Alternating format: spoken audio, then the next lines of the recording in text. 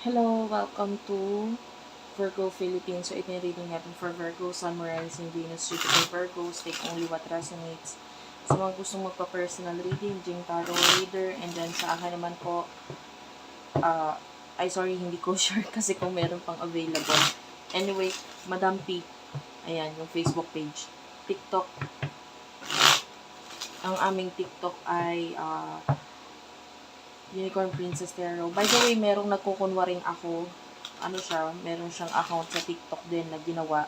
Tapos mini-message niya yung mga follower ko. So, be sure na legit yung account na mapupuntahan ninyo, which is yung Unipree. Okay? Pag tinype mo siya at Unicorn Princess Tarot. Kasi meron yung nagagaya sa akin, yung name niya, Unipree Libra. Ayan. So, sinasabi niya yun yung bago kong account, etc. Pero ang gusto niyang mangyari is makapang-scam. So, mag-ingat kayo doon. So, simulan na natin. Ano yung messages for the sign of Virgo? Sun, Rising, Venus, Jupiter, Virgo. Take only what resonates. TikTok is here. Escapade. And grip. Okay.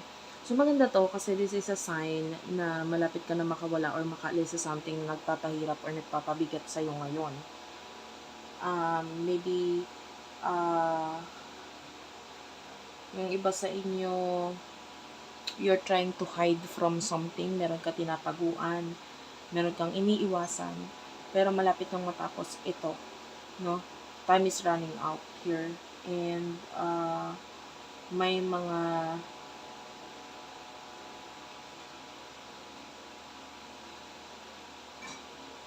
I feel like yung iba sa inyo may mga magsasalo sa'yo, pwedeng sa problema mong yan. So, someone is going to help you get through dun sa problema mong ito. Okay? So, pagdating sa love, sino yung person na kakonect mo, Virgo?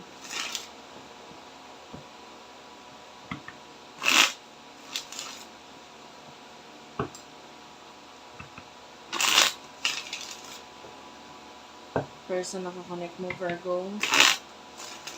Spirit guides, angel guides for the sign of Virgo. Sun, Rising, Venus, Jupiter, Virgo. Okay, you do have here karmic, okay, entrapment, and pretending. So, I feel like you're dealing with someone na could be in a, I don't know, third-party situation.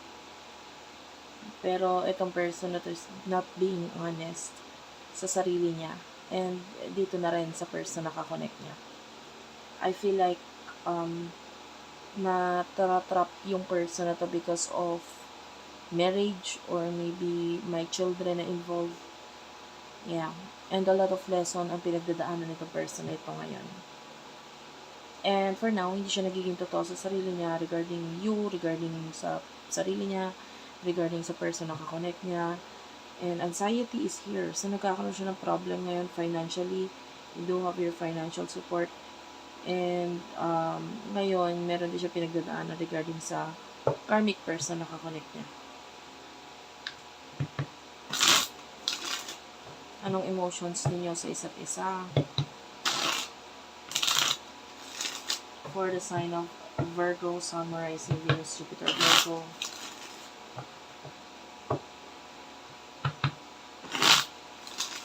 Emotion ninyo sa isa't isa. You do have a retaliation. Threatened and cleansing. I feel like sa ngayon kasi medyo may mga bagay kang kailangan ayusin pa sa sarili mo. So, hindi itong person ito yung focus mo. You're trying to yung iba pwedeng binabago yung kanilang itsura, sarili, or kung paano mo i-present ang sarili mo sa mundo.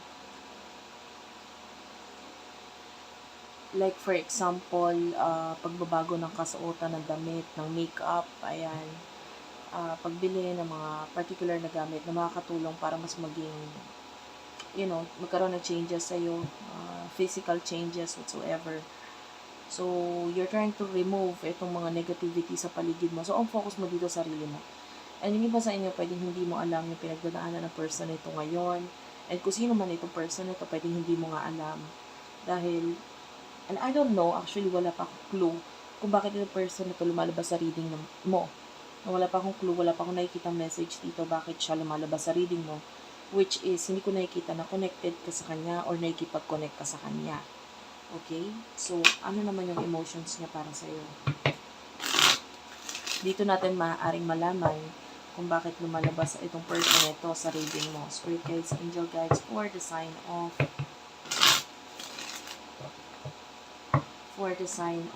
Virgo, Sun, Moon, Rising, Venus, Jupiter, Virgo, Sun, Moon, Rising, Venus, Jupiter, Virgos.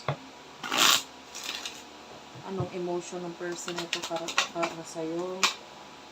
Okay, you do have here trash, okay.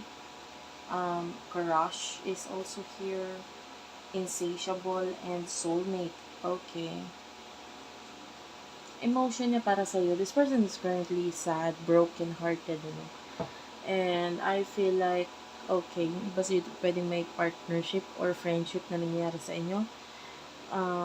Feeling niya kasi parang nabaliwala na siya or wala ka nang pakialam sa kanya, or parang compared to whatever your life is right now, parang feeling niya napakababa niya. Medyo mababa tingin niya sa sarili niya ngayon. And this person wants more, pero I feel like hindi niya yung pinapakita sa'yo. Ayan. Yung iba pwedeng may connection, pwedeng wala. But I feel like ito person na to is, this could be your soulmate. And yung iba sa inyo, pwedeng nafe-feel niya na ngayon na ikaw yung soulmate ko. Kaya lang, ito lang kasi ako. No, wala akong kayang ipakita or ipagyabang or sabihin sa iyo, like pag pinakita ko sa sarili ko, I know na hindi mo ako tatanggapin or hindi mo ako magugustuhan. Okay, so what will happen in the near future for the both of you? You do have your Archangel Michael, legal matter and anxiety, ascension and tragedy. Okay, isang card na lang. Meeting is also here, and come together, reconciliation, and bottom of the deck is the poison. Like what I've told you a while ago dun sa problem mo, nakakita tayo ng mga legal matters dito na pwedeng magdulot sa'yo para ikaw ay malungkot, masaktan, or wala kang choice kundi tanggapin, parang ganun. And you don't know what to do. Ayan, isip ka ng isip. I can see stress actually. Pero sabi ko nga, ikaw ay protected, so hindi ka kailangan mangamba. Ingatan mo lang basta yung sarili mo, just do what you do best. And huwag mong tignan ng, just focus on the nicer things around you rather than dito sa problema. Dahil ito, pag pinag-focus mo yung problema, stress lang ang dulot sa'yo nito. And you do have here ascension and tragedy. So, yung person na kakonect mo, I can see spiritual awakening regarding sa karmic relationship na pinagdadaanan niya ngayon. And I can see that there's a possibility of reconciliation. Pero, pwedeng may mga toxic na tao muna na kailangan mawala dito sa connection nito. And at the same time, itong person na to, this person respects you. Okay, nare-respeto ka niya. So, I feel like sa ngayon, kailangan muna niya matutunan kung paano ayusin ang sarili niya kasi medyo down pa siya ngayon eh. Medyo marami pa siya pinagdadaanan. Feeling niya hindi pa siya okay humarap sa'yo ngayon. So, thank you for watching guys. I love you all and bye-bye.